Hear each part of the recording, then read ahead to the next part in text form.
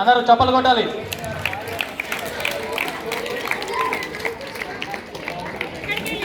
Put your hands together. Please welcome the winning party, the Prime Minister and his portfolio, the members and the ministers into the Parliament Hall. Put your hands together. Hey boys, chappal mere hey.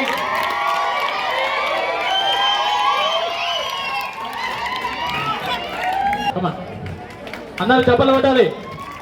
Prime Minister మరియు ministers and MPs, please welcome into the Parliament Hall. Put your hands together, please welcome.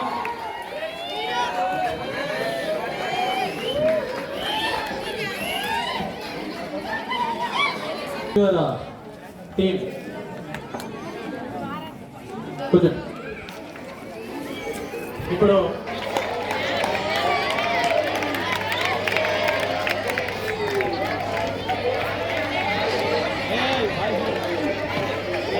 ఈ parliament hall కి వచ్చేసినటువంటి speaker గారికి స్వాగతం సుస్వాగతం. ఈ parliament పక్కన welcome the speaker of the parliament house. మధ్యలో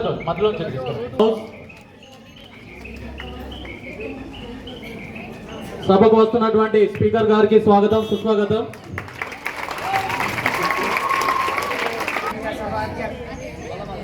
మాననీయ సభ సాధన మాననీయ సభ అధ్యక్ష విచ్చేస్తున్నారు. I kindly sitting to Parliament order.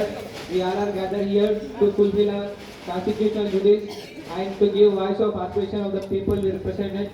Let us proceed with the business of a day in a spirit of cooperation and mutual respect.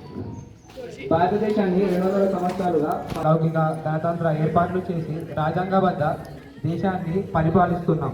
మన ప్రజల సమస్యలపై నిర్ణయాలు చర్చలు జరుపుకోవడంలో సభ్యులందరూ మన విలువైన సభా సమయాన్ని వృధా చేయకుండా ఫలవంతమైన చర్చలు జరుపుకోవాలని కోరుతూ ప్రార్థన గీతంతో మన సభను ప్రారంభం.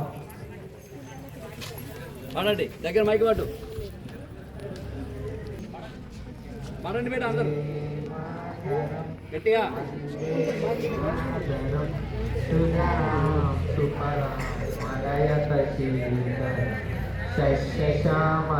శశ్యశ్యామలామాతరం వందే మాతరం పులహితయామి పుల్లకుకుమిద సుమధురశోభిని సువాసిని సుమధురవాసిని సుకరాం వరదాం మాతరం వందే మాతరం.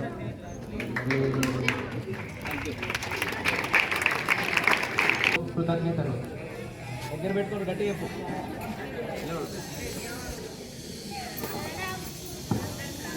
సింధూర్లో మరణులైనది మౌనం పాటిస్తాం.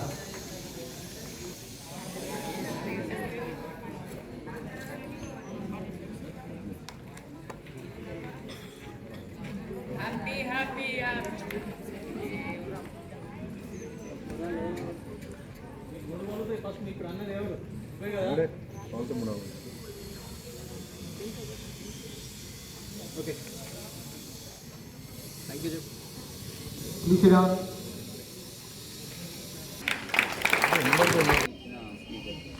అధ్యక్ష థ్యాంక్ యూ అధ్యక్ష. అవకాశం ఇచ్చినందుకు స్పీకర్ గారికి కృతజ్ఞతలు తెలుపుకుంటున్నాను. అధ్యక్ష ముందుగా నా దేశ ప్రజలందరికీ కృతజ్ఞతలు తెలుపుకుంటున్నందుకు. ఎందుకంటే నా మీద భరోసా పెట్టి నన్ను నమ్మి ఓటేసి దీవించి పాలించే అవకాశం ఇచ్చినందుకు.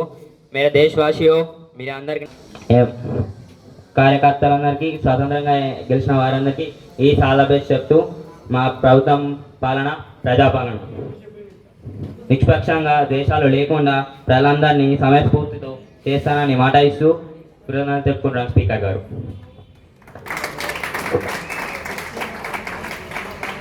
ప్రతిపక్ష వారు ప్రసంగించాల్సిందిగా కోరుతున్నాం.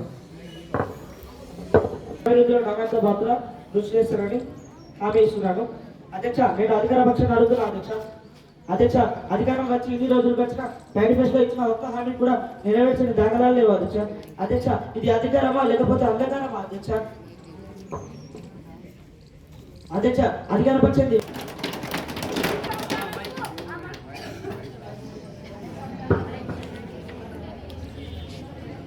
గోలీసోడ ప్రభుత్వం అందుకు ఆ మాటను వెనక్కి తీసుకోవాలి అధ్యక్ష. చెప్పాలి అధ్యక్ష. Please silence. అధ్యక్ష, మా ప్రభుత్వం ప్రజల దీవులతో ఏర్పడ్డ పార్టీ అధ్యక్ష. మా నోట ప్రజలకు ఇచ్చిన మాట తప్పకుండా నెరవేరుస్తాం అధ్యక్ష. మా పార్టీ ఇంకా పసి ప్రభుత్వమే అధ్యక్ష. గత ప్రభుత్వం చేసిన తప్పిదాలను లోపాలను అర్థం చేసుకోవాలంటే ఇంకొంత సమయం పడుతుంది కదా అధ్యక్ష. ఆగేది నచ్చయోగ అధ్యక్ష. మా పాలన ప్రజాపాలన అధ్యక్ష. మా దృష్టి దూరదృష్టి అధ్యక్ష. మా సృష్టి సంపద అధ్యక్ష. గోలీచోడ ప్రభుత్వం అన్నందుకు సారీ చెప్తూ క్షమాపణ చెప్పాలని కోరుతున్నాం అధ్యక్ష.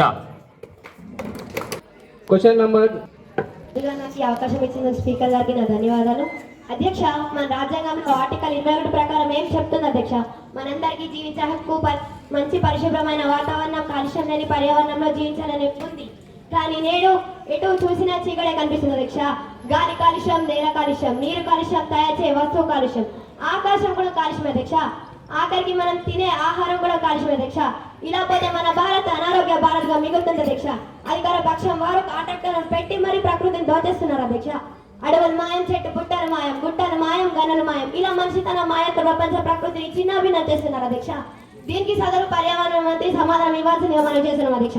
ఈ అవకాశం ఇచ్చిన స్పీకర్ గారికి ధన్యవాదాలు తెలుపుకుంటున్నాను. అధ్యక్ష, మనకి ఇచ్చిన ఇష్యూ రిలేటెడ్ వర్షన్ ఇది యూనివర్సల్ ప్రాబ్లం అధ్యక్ష. నాకు కూడా డౌట్ ఉంది అధ్యక్ష. మనం అందరం ఎటువైపు వెళ్తున్నామని అంచనా వేసే స్థితిలో కూడా లేము అధ్యక్ష. ఇది యూనివర్సల్ ప్రాబ్లం అని ఆపోజిషన్ సభ్యురాలు అర్థం చేసుకోవాలి. అయినా మా ప్రభుత్వ అజెండా కూడా లోకమంతా పచ్చ బంగారు లోకం కావాలనే మా లక్ష్యం. దీనికోసం green India mission, green skill development, national mission for clean Ganga, మా ప్రధానమంత్రి సూర్య ఘర్ముఖ్ మరియు బిజిలీ యోజన్ ప్రతి రాష్ట్రంలో హరితహారం, గ్రీన్ ఇండియా వంటి కార్యక్రమాలు చేపట్టారు అధ్యక్ష. మనకు చెట్లు జీవనాధారం అధ్యక్ష. చెట్లను బ్రతికించుకుందాం. నాకు ఈ అవకాశం ఇచ్చిన స్పీకర్ గారికి ధన్యవాదాలు. Question number 101. అధ్యక్ష, దేశానికి వెన్నెముక వ్యవసాయం అన్నారు అధ్యక్ష. కానీ వ్యవసాయానికి దొరకడం లేదు సాయం అధ్యక్ష. మన దేశంలో అధిక జనాలకి ఉపాధి కల్పించేదే వ్యవసాయం కదా అధ్యక్ష. వ్యవసాయం చేసేవారిని రైతులు అంటాం అధ్యక్ష. మన శాస్త్రి గారు అన్నారు, జై జవాన్ జై కిసాన్ అన్నారు. రైతే రాజు అన్నారు అధ్యక్ష. కానీ రైతే ఎక్కడో వెనుకబడ్డాడు అధ్యక్ష. సాగు చేసి సాగు పనిని లాగలేక ఎక్కడో వెనుకబడ్డాడు అధ్యక్ష. ఓ దిక్కు వర్షాభావం, అప్పుల పాలై పరాభావం. ఓ దిక్కు వలలు, మరో దిక్కు దళారీలు, అటు దిక్కు సాహుకారి వంటి వ్యాపారులు. తాను పండించిన పంటకు తానే ధర పలకలేని పేద రైతు అధ్యక్ష. దీనికి సదరు వ్యవసాయ మంత్రి గారు ఎలాంటి సంక్షేమ కార్యక్రమాలు చేపట్టారో చెప్పాలి అధ్యక్ష. అధ్యక్ష, రైతు సమస్య ప్రకృతికి, మనిషికి, అన్నానికి, ఆకలికి సంబంధం ఉన్నట్లే అన్నదాతకు మనకు సంబంధం ఉంది అధ్యక్ష. అధ్యక్ష, మా ప్రభుత్వ ధ్యేయం కూడా రైతాంగ సంక్షేమం అధ్యక్ష.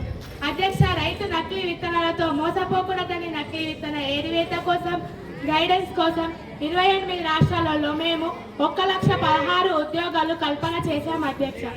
అధ్యక్ష, రైతులకు తోడుండాలని గిట్టుబాటు ధరతో పాటు మినిమం సపోర్ట్ ప్రైస్ ఇస్తున్నాం అధ్యక్ష.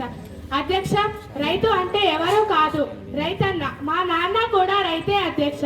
ఇక్కడ ఉన్న ప్రతి ఒక్క సార్లు కానీ, రాజకీయ నాయకులు కానీ, మేధావులు కానీ, శాస్త్రవేత్తలు కానీ, ఇంజనీర్లు కానీ, ఏ ఒక్క కుటుంబం యొక్క చరిత్రలో మన నాన్న లేదా తాత వాళ్ళ నాన్న ఖచ్చితంగా వ్యవసాయంతో ముడిపడి ఉంది అధ్యక్ష.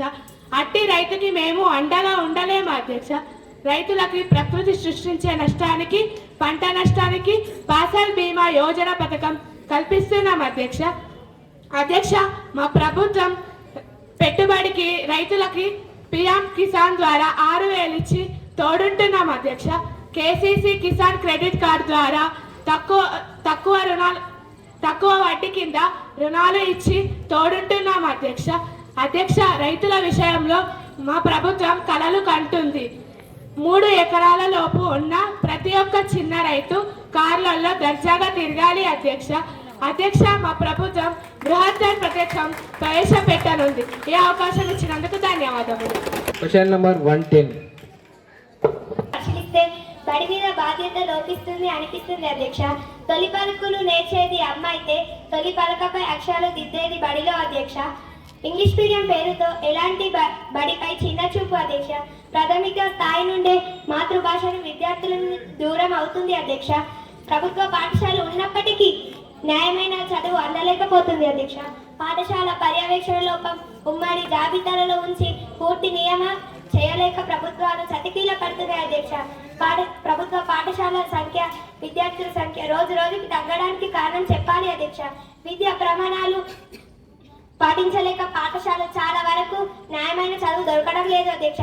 దీనికి సదరు మంత్రి అవకాశం ఇవ్వాల్సిందిగా కోరుతున్నాను. ధన్యవాదాలు అధ్యక్ష, ఈ అవకాశం ఇచ్చినందుకు. అధ్యక్ష మా ప్రభుత్వం విద్యకే మొదట ప్రాధాన్యత ఇవ్వబడుతుంది అధ్యక్ష. ఇంగ్లీష్ మీడియం అంటారా? నేడు ఆధునీకరణలో భాగంగా, న్యూ టెక్నాలజీలో భాగంగా, గ్లోబలైజేషన్, లైబరైజేషన్లో భాగంగా ఇంగ్లీష్ మీడియం తప్పనిసరి అధ్యక్ష. పిల్లల తల్లిదండ్రుల కోరిక మేరకే ఇంగ్లీష్ విద్యకు ప్రాధాన్యత ఇవ్వబడుతుంది అధ్యక్ష. పాఠశాలలో చేరిక సంఖ్య తగ్గడం అంటారా? చదువు ఉమ్మడి జాబితాల్లో ఉండడం చేత రాష్ట్రాల్లో ఎస్సీ, బీసీ, ఎస్టీ గురుకులాలు, Navodaya schools, KGBV schools, model schools, Sainik schools అంటూ ఇలా రకరకాల స్కూల్ పేర్లతో మా దగ్గర గ్రామాల్లో ఉండే ప్రభుత్వ పాఠశాలలో చదివే పిల్లల్ని మళ్ళిస్తున్నారు అధ్యక్ష. అప్పుడు గవర్నమెంట్లో పిల్లల సంఖ్య తగ్గదా అధ్యక్ష? అయినా అవి కూడా గవర్నమెంట్ పాఠశాలలే కదా అధ్యక్ష. అది ప్రతిపక్ష మిత్రులు అర్థం చేసుకోవాలనుకుంటున్నా అధ్యక్ష. విద్యా ప్రమాణాలు అంటారా? మనమే ఉపాధ్యాయుల ధ్యాసని పిల్లలపై నుండి ఎన్నికలంటూ, సర్పంచ్ ఎన్నికలంటూ, ఎమ్మెల్యే ఎన్నికలంటూ, ఎంపీ ఎన్నికలంటూ ఎలక్షన్లకు ఉపయోగించి వాళ్లకు ఆ సర్వే పేరుతో ఈ సర్వే పేరుతో తిప్పడం, జనబలికల కోసం తిప్పడం, ఇలా విద్యా ప్రమాణాలు సాధింపబడతాయి అధ్యక్ష.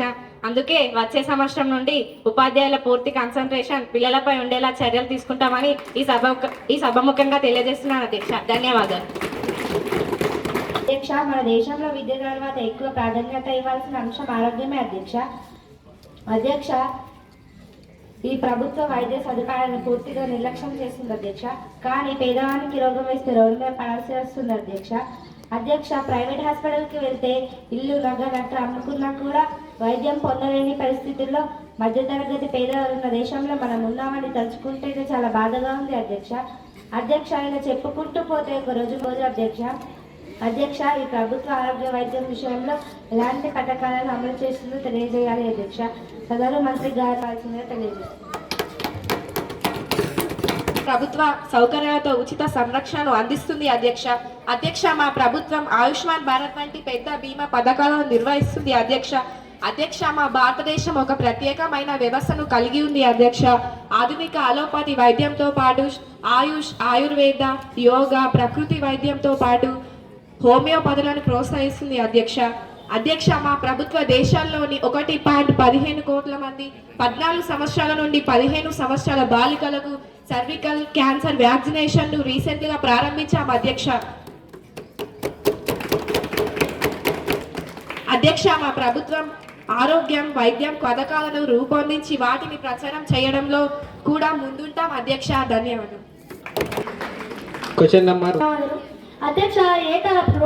దేశంలో ఏటా రోడ్డు ప్రమాదంలో బారిన పడి